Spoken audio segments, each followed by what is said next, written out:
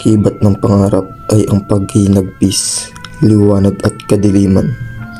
Sa kadiliman ay paniguradong may nagtatangis, nagmamakaawa. Hindi na ako makapaghintay sa panahon kung kailan mawawala ang kadiliman. Kaya sa aking mga kalaban, noli me tangere. Ako si Jose at ito ang kwento ng aking inang bayan. Bienvenido de nuevo del Crisostomo. Gracias, no guestas, Kapitan Tiago. Talagang pinaghandaan mo ang aking pagbabalik. Para sa pwesto, 7 taon ka nawala sa Pilipinas. Alam ko na sasabog ka tikman ng ating mga putahe ng ating bayan. Halika at ipapakilala kita sa aking mga bisita.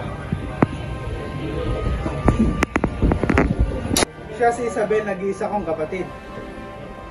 Siya naman si Don Tiburcio, isang doktor. Siya naman si Doña Victorina, asawa ni Don Tiburcio. At punang puro ko ng Santiago, Father Damaso. Siya naman si Senyor Guevara, ang tiniente ng Guardia Civil. Buenas noches mga amigo, at sa matalik na kaibigan ng aking ama. Ikaw pala ang nasirang anak ni Rafael Ibarra. Nais kong malaman mo na kahit kailanman ay hindi kami naging matalik na kaibigan ng iyong ama. Kamusta ang pag-aaral mo sa Europa, Don Crisostomo? Mabuti naman, Kapitan. Hindi lang tungkol sa siyensya ang aking mga napag-aralan, pagkus, pati ang kanilang pamumuhay. Ngunit likas pa rin namangmang ang mga Indio. Ikaw, Ibarra, nais mo bang mapabilang sa kanila? Ako'y lilisan na, Kapitan. Maraming salamat sa pag-aanyaya sa pagsasalong ito. Sandali, Crisostomo Ibarra, parating pa lang si Maria Clara. Sa susunod na lamang, Kapitan. Marami pa pala akong gagawin. Senyor Ibarra, Teniente, kayo po pala. mag-ingat kayo. Baka mangyari sa inyo ang nangyari sa inyong ama na si Don Rafael Ibarra. Tila ba may nalalaman ka? Pwede mo bang sabihin sa akin? Wala ka pa talagang nalalaman. Ang pagkakaalam ko, namatay ang iyong ama sa loob ng bilangguan. Bilangguan? Nakulong ang aking ama? Baka nagkakamaling lang po kayo. Hindi ako maaaring magkamali. Ang iyong ama ay namatay talaga sa loob ng bilangguan.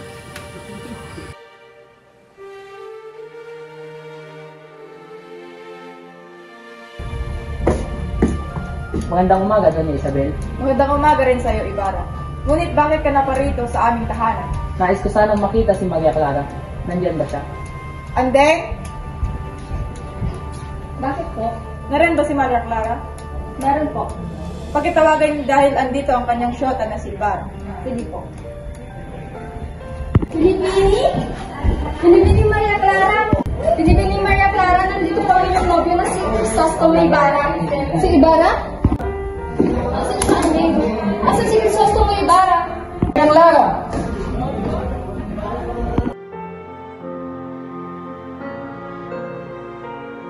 Ako'y nakalimutan mo na ako.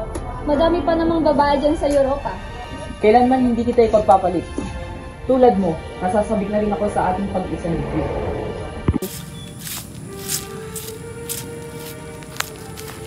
Ginoo! Ginoo! Magandang umaga, Ginoo.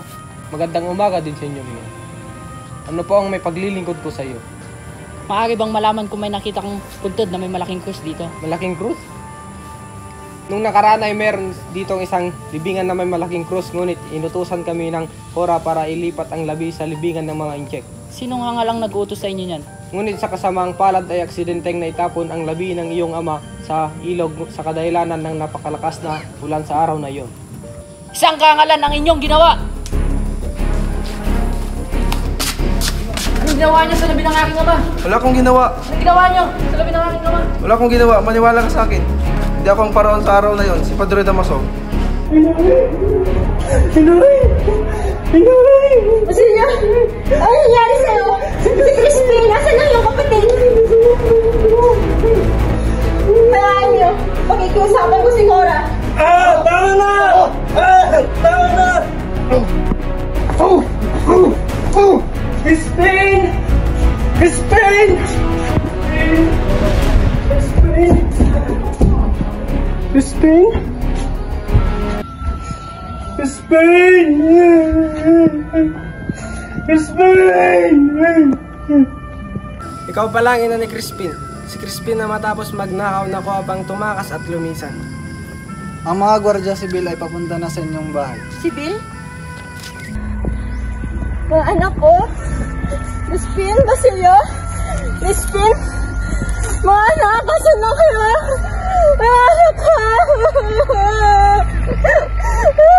Ano na kaya? Pasiya! Mister! Magandang umaga, Mang Tasyo. Magandang umaga. Nais ko sanang humingi ng payo sa'yo. Para sa'yo, itatayo kong paaralan. Hindi mo unawaan sa ngayon. Ngunit sa mga susunod na pag-aalinlangin ay maunawaan mo rin. Ngunit ang payo ko sa iyo ay lumayo sa mga ulo ng naghahari-harian. Sisa baliw! Sisa baliw! Sisa baliw! Sisa baliw! Sisa baliw! Sisa baliw! Sisa baliw! Sisa baliw! Sisa baliw! Sisa baliw! Tayong mga tao, dapat magmahalan at magbigayan at huwag nating gugulangan ang ating mga kapwa, lalong-lalo na ang kumakalaban sa ating mga simbahan, huwag nating tularan.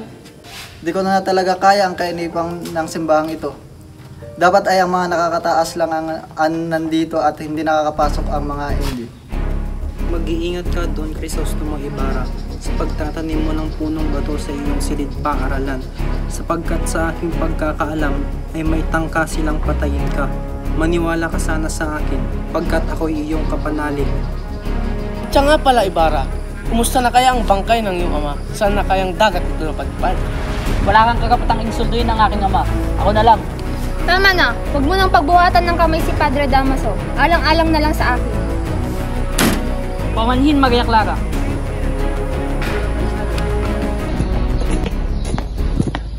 Magandang umaga, Crisostomo Ibarra. Maaari ka ba nganyayaan na sumama sa amin? Bakit? Ano ang aking ginawa? Ikaw ang tinuturo nagsimula sa pag-aalsa ng Guardia Civil. Ngunit wala akong kinalaman dyan.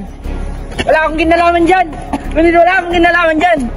Alam mo ba na si Maria Clara ang pinakamaganda at pinakamabait dito sa bayan ng San Diego? Yan ang aking mga tipo. Kapitan Tiago, nais mo bang mapangasawa ni Alfonso ang iyong anak? Walang problema sa akin, basta alagaan niya lang ang aking anak. Ayoko, ama. Labis akong tumututol. Si Ibarra lang ang aking minamahal.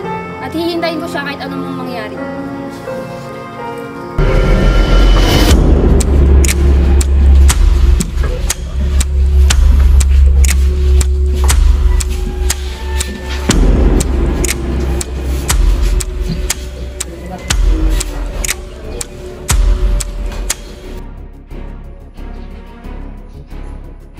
Anak ka nga talaga ni Rafael Ibarra. Parehas kayong mapagmataas. Nasasabik na akong makita ang iyong katawan na palutang-lutang sa ilong. Wala kang karapatang hamakin ng aking ama. Kung titimpulin kayong mga prele, mas demonyo pa. Tony Ibarra! Gumising ka! Itatakas kita!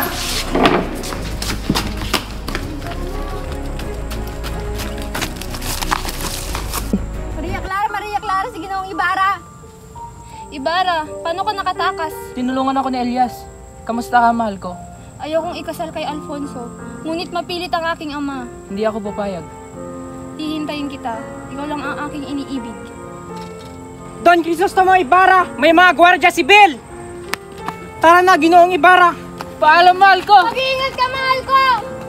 Hoy, mga Indio! Don Crisostomo Ibarra! Iligtas mo ang iyong sarili! Takbo! Inay! Inay! Inay! Inay! Inay! Inay! Basilio, ano po? Huwag mo kayo, Inay! Inay! Sino siya? Ang aking inay.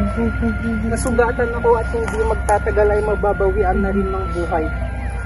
Mangalap ka ng kahoy at itabon mo sa aming dalawa ng iyong ina. Pagkatapos ay sunugin mo kaming dalawa. Hanapin mo ang gintong aking ibinaon. Ariin mo yon at gamitin sa iyong pag-aaral, sapagkat naniniwala ako na kayong mga kabataan ay ang pag-asa ng bayan. Inang bayan, matatamasa din natin ang liwanag. Makakamit din natin ang kalayaan, sapagkat hindi pa ito ang katapusan. bagkus ito'y simula pa lamang. Adios.